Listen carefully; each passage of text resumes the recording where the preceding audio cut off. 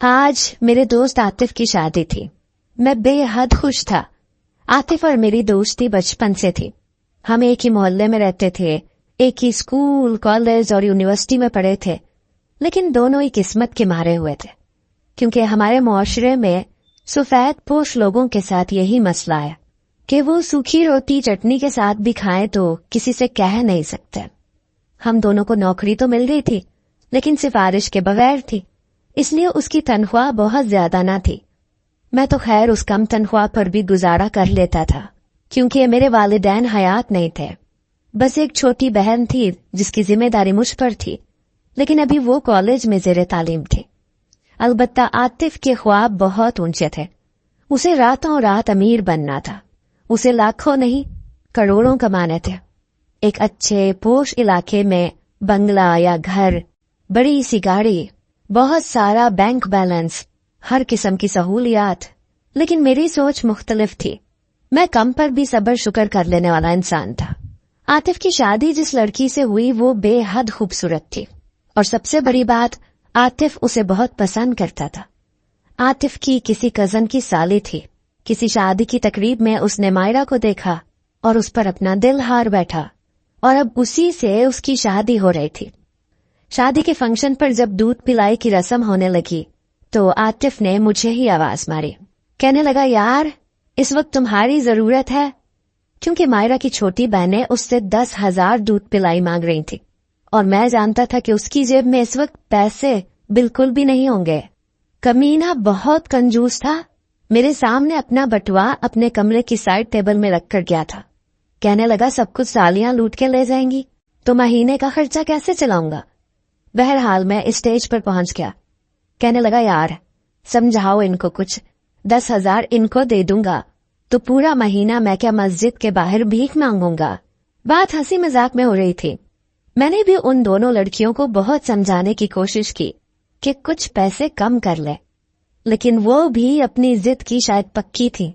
कहने लगी, तब तक बहन की रुखसती नहीं होने देंगी जब तक 10,000 ना मिल जाए। बहरहाल मैंने मामला रफा दफा करने के लिए अपनी जेब में से 10,000 निकालकर उनके हाथ पर रख दिए। आतिफ कहने लगा, मिल गए पैसे, चलो छुट्टी करो यहाँ से।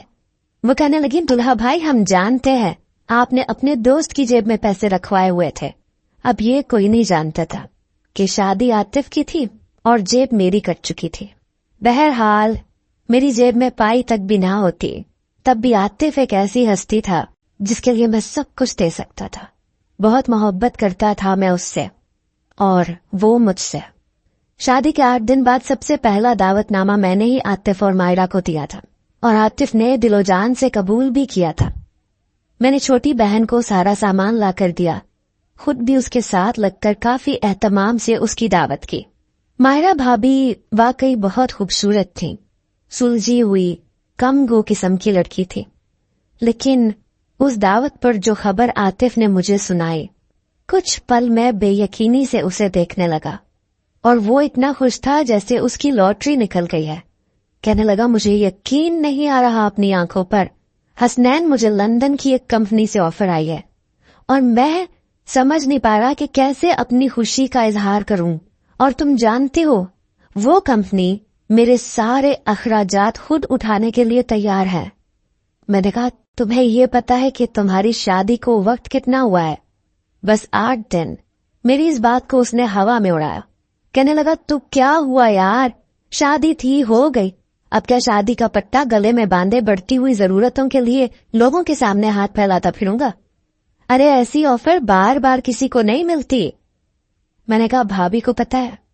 कहने लगा, यार नहीं पता, बता दूंगा उसे। मैंने कहा, अभी 8 दिन हुए हैं, मुझे नहीं लगता कि वो तुम्हें जाने की इजाजत देंगी। कहने लगा, उससे इजाजत मांगी किसने है? अरे भाई, मैं हर कीमत पर लंदन जाना चाहता हूँ, मुझे ऐसा मौका दोबारा नहीं मिलेगा। मैंने कहा, और भाभी? वो कहने लगा, यार क्या तुमने भाभी भाभी की रट लगा रखी है? क्या करेगी वो, मेरी बीवी बन चुकी है, इसलिए 4 दिन आंसू बहाएगी, फिर चुपचाप सब्र कर लेगी। मैंने कहा, मेरे समझ में नहीं आ रहे, तुम्हारी कंपनी मेरी कंपनी से ज्यादा अच्छी है, और तुम कह रहे थे कि बहुत जल्द तुम्हारी तनख्वाह बढ़ जाएगी। मैं नहीं समझता कि तुम्हें अभी जाना चाहिए, और लंदन की कंपनी की जो रिक्वायरमेंट्स तुमने मुझे बताई हैं, 5 साल से पहले वो तुम्हें पाकिस्तान आने ही नहीं देंगे। बहुत सोच समझकर फैसला करो। वो कहने लगा, फैसला तो मैं कर चुका हूं। मैंने कहा, मायरा भाभी 5 साल तक तुम्हारे बगैर रह लेंगी। कहने लगा, तो उससे क्या तकलीफ होगी? अरे भाई, वहां से पैसे भेजा करूंगा ना। और हर लड़की की ख्वाहिश होती है कि वो अच्छे अच्छे कपड़े पहने, जेवर पहने, शॉपिंग करे, घूमे फिरे। यही तो होता है, और वो सब कुछ मैं उसको दे सकता हूं। बहुत अच्छा मौका है मेरे लिए, बल्कि सुनहरी मौका है, बार बार नहीं मिलेगा। मैंने कहा, औरत की और भी बहुत सी ख्वाहिशात होती हैं। कहने लगा, नहीं यार, बस यही होती हैं, तुम्हें नहीं पता। बहरहाल अपने तई मैंने उसे समझाने की बहुत कोशिश की, लेकिन वो अपनी जिद का पक्का था। जिस तरह उसने जिद बांध कर मायरा भाभी से शादी की थी, अपने घर वालों को परेशान किया था, मायरा से शादी नहीं करेंगे तो मर जाऊंगा, मुझे मायरा चाहिए, बिल्कुल वैसे ही अब उस पर लंदन जाने का भूत सवार था कि कुछ भी हो जाए लंदन जरूर जाऊंगा। बहरहाल 8 दिन बाद रात के 3 बजे मुझे आतिफ का फोन आया। कहने लगा, यार मायरा ने रो रो के मेरा दिमाग खराब करके रख दिया है। मैंने एक गहरी ठंडी सांस ली। मैंने कहा, रात के 3 बजे तुमने मुझे ये बताने के लिए फोन किया है? मैं सो रहा था। मेरी बात सुनकर वो कहने लगा, कमबख्त उल्लू के पट्टे कमीने, तू दोस्त है या फिर दगाबाज? मैं परेशान होके रह गया हूं मायरा की वजह से। मेरी नींद हराम हो चुकी है, वो रोए जा रही है, और बजाय मुझे कोई मशवरा देने के तुझे नींद आ रही है। मैं बड़ी मुश्किल से अपनी आने वाली जमाई को रोकते हुए उठकर बैठ गया। मैंने कहा, फैसला तुम्हारा था, बीवी तुम्हारी है, अब जो हो रहा है भुगतो, मैं क्या कर सकता हूं? कहने लगा, तुम ये कर सकते हो कि शाम को मेरे घर आओ, मायरा को समझाओ यार, मेरी तो कुछ भी सुनने को तैयार नहीं है। उसे समझाओ कि मेरा जाना कितना जरूरी है। मैंने कहा, सच पूछो तो मैं खुद भी नहीं चाहता कि तुम यहां से जाओ। एक तो तुम्हारी नई नई शादी हुई है, तुम्हारी बीवी को तुम्हारे साथ की जरूरत है। अभी वो ना तो तुम्हारे घर के माहौल से वाकिफ है, ना तुम्हारे मिजाज से। अभी उसे वक्त चाहिए। ऊपर से मैं भी नहीं चाहता कि तुम जाओ, मैं तो अकेला रह जाऊंगा। वो कहने लगा, अबे ओ घामड़, मैंने तुम्हें इसलिए फोन नहीं किया कि तुम मुझे ये बताओ कि मेरे लिए क्या करना ठीक है क्या नहीं। बस आकर अपनी भाभी को समझा।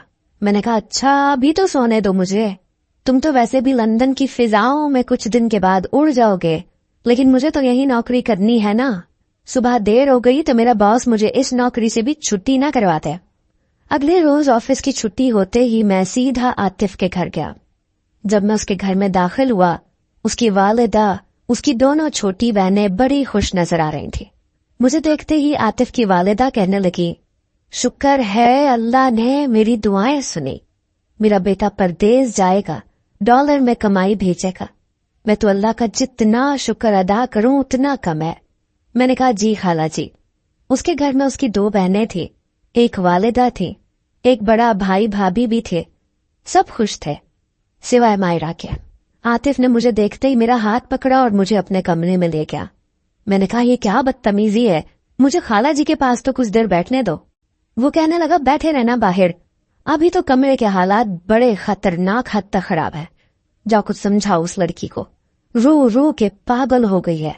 मुझे बड़ा अजीब सा लग रहा था। बेशक वो मेरे दोस्त की बीवी थी, लेकिन मेरी तो कुछ नहीं लगती थी। मेरा क्या हक बनता था कि मैं कमरे में जाकर बैठकर उसकी जाती बातें उससे डिस्कस करूं। मुझे बहुत ऑकवर्ड सा लग रहा था।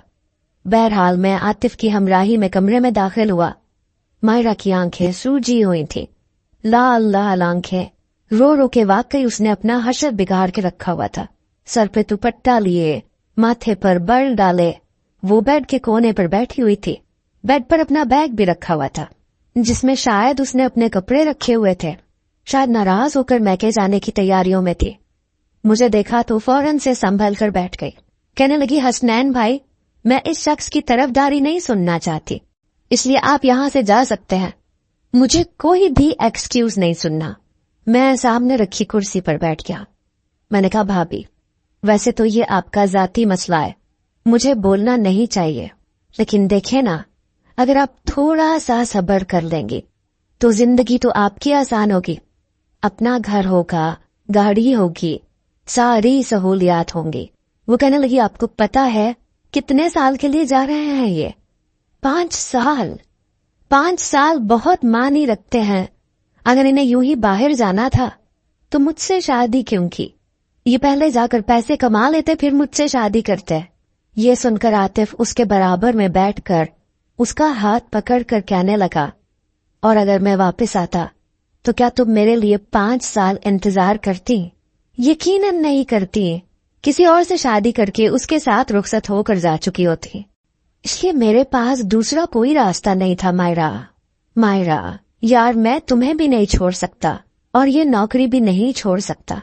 प्लीज समझने की कोशिश करो। वो कहने लगी किसी एक को चुन लो, मुझे छोड़ दो या नौकरी को। ये कहकर वो फिर टप टप मोटे मोटे आंसू बहाने लगी। मैंने कहा भाभी बस 5 साल की बात है, 5 साल आप इसका इंतजार कर लें, उसके बाद ये आपको कहीं छोड़कर नहीं जाएगा। सारी जिंदगी आपने इसी के साथ तो रहना है। उसने मेरी तरफ देखा, कहने लगी मैं आपकी बहुत इज्जत करती हूँ, इसलिए सिर्फ आपके कहने पर मैं आतिफ को 5 साल जाने की इजाजत देती हूँ, लेकिन इनसे कहे कि ये रोज मुझसे फोन पर बात करेंगे। वो कहने लगा पक्का बात करूंगा, रोज तुम्हें फोन किया करूंगा, घंटों बातें किया करूंगा, तुम्हें लगेगा ही नहीं कि मैं परदेश में हूँ। फिर मायरा के सामने ही मुझसे कहने लगा, हसनैन मेरे पीछे से तुमने मायरा का बहुत ख्याल रखना है, इसे जिस चीज की जरूरत हो तुम इसे ला कर दोगे। मैंने कहा ठीक है, भाभी को जिस चीज की जरूरत होगी मैं ला कर दूंगा, लेकिन देखो 5 साल बाहर लगाने, उससे ज्यादा नहीं। कहने लगा पक्का सिर्फ 5 साल, बस 5 साल में मैं इतना कमा लूंगा कि सब कुछ ले लूंगा। आतिफ जा चुका था, शादी को बस 15 ही दिन गुजरे थे। मैं समझ सकता था कि एक लड़की के लिए ये बात बहुत ज्यादा तकलीफदा होती है। कुछ दिन गुजरे, आतिफ का मुझे बाकायदगी से फोन आता रहा, मुझसे बातें करता रहा, लेकिन उसके बाद 2-3 दिन बाद उसका एक आध फोन आता जिस पर वो थोड़ी सी बात करता और फोन रख देता। फिर पूरे 1 महीने बाद उसका फोन आया, बेहद खुश था। कहने लगा हसनैन मैं बहुत खुश हूं, तुम्हें पता है मैं बाप बनने वाला हूं। ये सुनकर मैं भी बहुत खुश हुआ था।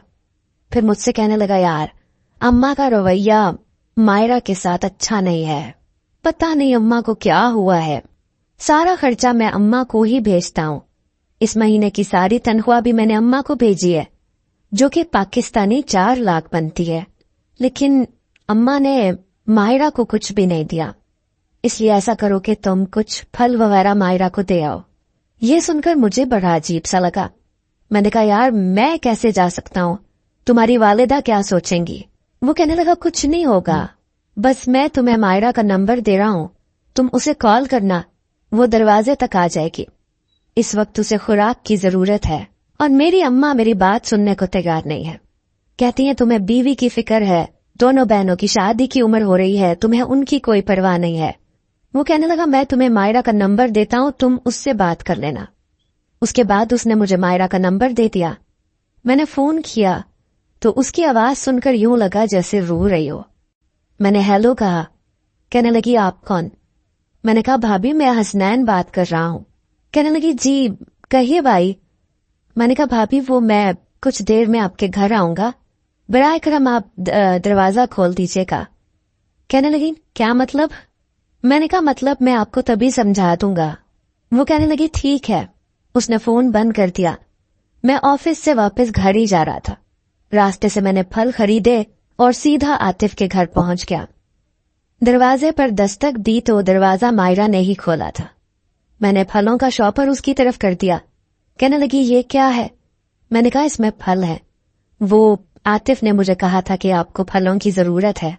कहने लगी आपके दोस्त को ख्याल आ गया मेरा, आपने मेरे साथ अच्छा नहीं किया हसनैन भाई। उसकी बात सुनकर मैं चुप सा हो गया। मैंने कहा क्या मतलब? कहने लगी मैं जानती हूं जिनके शौहर परदेश चले जाए उनकी बीवियों के साथ क्या सलूक किया जाता है, इसीलिए मैं नहीं मान रही थी, लेकिन आपने अपने दोस्त का साथ दिया। मैंने कहा मुझे बिल्कुल अंदाजा नहीं था, लेकिन आप फिक्र नहीं करें, आपको जिस चीज की जरूरत हो आप फोन करके बिला झिझक मुझसे मांग लिया करें। कहने लगी, क्या क्या पूरा करेंगे आप? जानते हैं, मुझे अभी मेरी सास डॉक्टर के पास नहीं लेकर गई। मुझे लगता है मैं काम कर कर के चक्कर खा के किसी दिन किचन में गिरी पड़ी मिलूंगी। ये सुनकर मुझे अफसोस होने लगा। मैंने कहा, तो आप कुछ महीने अपने मैके चली जाए। कहने लगी, कैसे चली जाऊं मैके? मेरे अब्बा का ट्रांसफर दूसरे शहर में हो चुका है, मेरे सारे घर वाले यहां से जा चुके हैं और डॉक्टर ने मुझे फिलहाल सफर से मना किया है। मैंने कहा, ठीक है, ऐसा कीजिएगा, मैं सुबह सुबह आ जाऊंगा, ऑफिस जाने से पहले आपको डॉक्टर के पास ले जाऊंगा। और उस वक्त मेरे ख्याल से आतिफ की वालिदा सो रही होती हैं, किसी को कुछ पता नहीं चलेगा। वो मेरी बात सुनकर चुप सी हो गई। अगले रोज मैं बाइक लेकर उसके घर के सामने खड़ा था, लेकिन बहुत अजीब लग रहा था। मेरे पास गाड़ी नहीं थी, इसलिए मुझे मोटरसाइकिल पर उसको लेकर जाना था। कुछ देर बाद ही वो घर से बाहर निकली। हाथ में घर की चाबियां भी थीं। बड़ी सी चादर पर उसने खुद को लपेट रखा था। बड़ी एहतियात से वो मेरे पीछे बाइक पर बैठी और मुझे पकड़ने के बजाय पीछे स्टैंड को पकड़ा। मैंने भी दिल ही दिल में शुक्र किया। जो भी था, मेरा उससे कोई शरई रिश्ता नहीं था। वो बिल्कुल अजनबी थी, मेरे दोस्त की बीवी थी। मैं उसे एक करीबी अच्छे से हॉस्पिटल में ले आया, वहां जाकर फीस जमा करवा दी। वो डॉक्टर के पास गई तो मैं बाहर बैठ गया, लेकिन बार बार घड़ी देखता रहा क्योंकि मुझे ऑफिस भी पहुंचना था। वहीं मेरे बराबर में एक और शख्स बैठा था। कहने लगा, क्या पहला बच्चा है? उसकी बात सुनकर मुझे समझ नहीं आ रहा था कि मैं क्या जवाब दूं। मैंने कहा, जी पहला है। कहने लगा, हाँ, देख के अंदाजा हो रहा है कि ज्यादा अरसा नहीं हुआ शादी को। फिर कहने लगा, बार बार घड़ी क्यों देख रहे हो मियाँ, क्या कहीं जाना है? मैंने कहा, जी चाचा, मुझे ऑफिस जाना है, देर हो रही है। वो काफी उम्र का शख्स था। कहने लगा, अच्छा, अगर इतनी जल्दी थी तो बीवी को खुद लेके आने की क्या जरूरत थी, अपनी अम्मा के साथ भेज देता। ये सुनकर मैंने बड़ी हैरत से उसे देखा था। बड़ी जोर का झटका भी लगा था। पहले तो सोचा कि साफ कह दूं कि वो मेरी बीवी नहीं है, लेकिन फिर सोचा कि ये पूछेगा कि फिर कौन लगती है तेरी, और गायनाकोलॉजिस्ट के पास बीवी को लेकर तो उसका शौहर ही आता है, शौहर का दोस्त नहीं। इसलिए मैं चुप सा हो गया। लेकिन मत पूछें कि कितनी शर्मिंदगी महसूस हो रही थी। बहरहाल मायरा बाहर आई तो डॉक्टर की पर्ची मुझे पकड़ा दी। उस पर बहुत सारी ताकत की दवाइयां लिखी थी। कहने लगी कि डॉक्टर कहती है कि कोई काम ना करो, तुम बहुत कमजोर हो, और आपको पता है आतिफ की अम्मा मुझे 1 मिनट भी सांस नहीं लेने देती, यहाँ तक कि घर की मुलाजिमा भी हटवा दिया उन्होंने। मैंने उसे तसल्ली दी कि अल्लाह ताला की जात से मायूस ना हो, और मैं उसकी इस किस्म से कोई मदद भी नहीं कर सकता था। मैंने कहा, मैं ये कर सकता हूं कि आप मुलाजिमा रखवा लें, उसके पैसे मैं आपको दे दिया करूंगा। कहने लगी, आप क्यों देंगे, यह आपकी जिम्मेदारी थोड़ी है। फिर मुझे कहने लगी कि खुदा के लिए आप कुछ समझाएं आतिफ को, उसको कहे कि लानत है नौकरी पर, वापस लौट आए, मैं दाल सब्जी से गुजारा कर लूंगी, पर मुझे नहीं रहना इस घुटे हुए माहौल में जहां पर उसकी माँ को 1 मिनट के लिए मुझ पर तरस नहीं आता। मैंने कहा, मैं आतिफ से बात करूंगा। कहने लगी, बात नहीं करनी, आपने उसे मनवाना है कि बस वो पाकिस्तान वापस आए। मैंने कहा, आप फिक्र ना करो, मैं बात करूंगा। लेकिन जैसे ही मैंने उससे बात की, वो दोबारा से बात को टालने लगा। कहने लगा, यार क्या मुसीबत है उस लड़की को, जब से मैं यहाँ आया हूं मेरी जिंदगी हराम करके रख दी है उसने, वापस आ जाओ, वापस आ जाओ। वो कहने लगा, अरे भाई क्या हो गया अगर अम्मा ने थोड़े से उससे काम करवा लिए, ये बड़ा अच्छा बहाना होता है लड़कियों के पास। प्रेग्नेंट हो जाती है तो समझती है कि पता नहीं कौन सी मुसीबत उन पर टूट पड़ी है, सारा वक्त बिस्तर तोड़ना ही उन्हें जरूरी लगता है।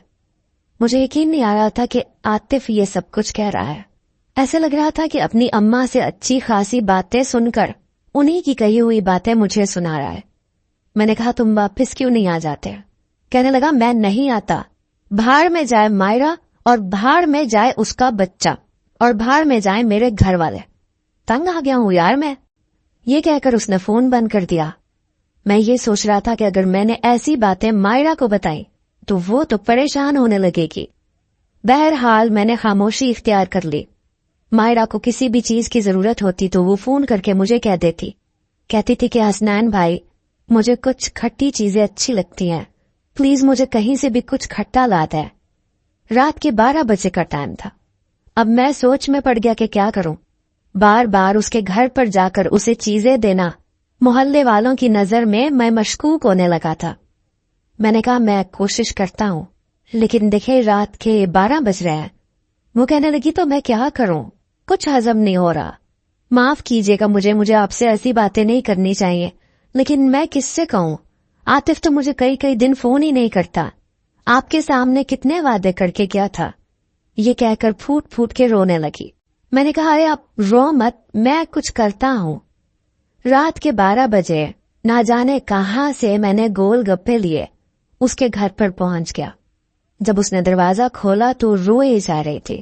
कहने लगी आपको पता है, आतिफ की अम्मा कह रही थी अपना जेवर बेचो और डिलीवरी का इंतजाम करो। तो मैंने कहा कि क्या आतिफ इसलिए बाहर गया है कि मैं सिर्फ बैठकर उसके इंतजार के लिए रह गई हूं? तो आपको पता है उसकी अम्मा ने क्या कहा? कहने लगी पाल पोस के मैंने बड़ा किया है, 8 दिन में तुम उसकी मालिकन नहीं बन गई हो। कहने लगी मेरे वालिदैन इतने अमीर नहीं है जो मेरी शादी के बाद भी मेरे खर्चे उठाते फिरे। आप उससे कहें कि पैसे बेचे। मैंने कहा जी मैं कह दूंगा, आप परेशान ना हो। वो आंसू पोंछते हुए मेरे हाथ से गोलगप्पों का शॉपर लेकर घर के अंदर चले गए।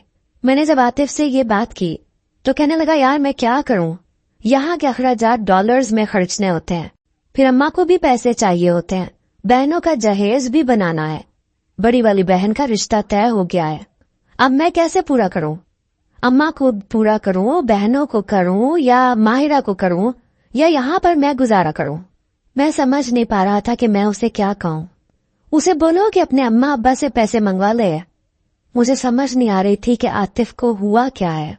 वक्त गुजरने लगा, मैं मायरा को अपनी जेब से ही चीजें लाकर देने लगा। यहाँ तक के दिन गुजर गए। डिलीवरी के वक्त भी मायरा ने मुझे ही कॉल की। कहने लगी कि आतिफ की वालिदा और बहनें मुझे हॉस्पिटल नहीं ले जा रहे, इसलिए खुदा के लिए आप आ जाए। मैंने अपनी छोटी बहन को साथ लिया और उसको लेकर हॉस्पिटल ले आया। मायरा ने एक बहुत प्यारी बेटी को जन्म दिया था। सबसे पहले उस बच्चे को मैंने गोद में लिया था। बहुत प्यारी थी, बिल्कुल मायरा की तरह, खूबसूरत और मासूम, बस आंखें आतिफ जैसी थी। जैसे ही मैंने फोन करके आतिफ को बताया तो पहले तो वो बहुत खुश हुआ, फिर कहने लगा कि अगर बेटा हो जाता। मैंने कहा ना शुक्री मत करो, बेटी खुदा की रहमत होती है। कहने लगा ठीक है, मुझे उसकी तस्वीरें भेजो।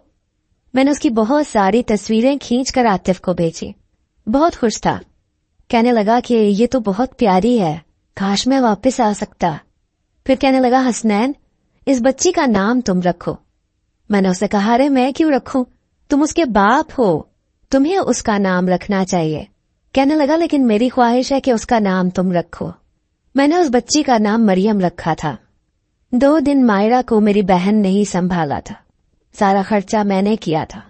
जब वो पूछने लगी कि हॉस्पिटल के बिल आपने कैसे पे किए हैं, तो मैंने कहा कि मुझे आतिफ ने पैसे भेजे थे। कहने लगी मुझसे तो बात तक नहीं करता। मैंने कहा आप उससे क्यों लड़ती हैं, मैं आपसे बात करवा देता हूं। मैंने आतिफ को कॉल की और मायरा से बात करवा दी। वही शिकवे शिकायतें, रो रो के बस यही कह रही थी कि वापस आ जाओ आतिफ। इस बात को 2 माह गुजर गए। इस 2 माह में आतिफ की कोई खैर खबर नहीं थी। मायरा भी बेहद परेशान थी। मैंने उसे खुद भी बहुत कॉल्स की, लेकिन वो फोन नहीं उठा रहा था। 3 माह बाद उसने फोन किया तो जो कुछ उसने कहा वो सुनकर मेरे पैरों के नीचे से जमीन निकल गई, क्योंकि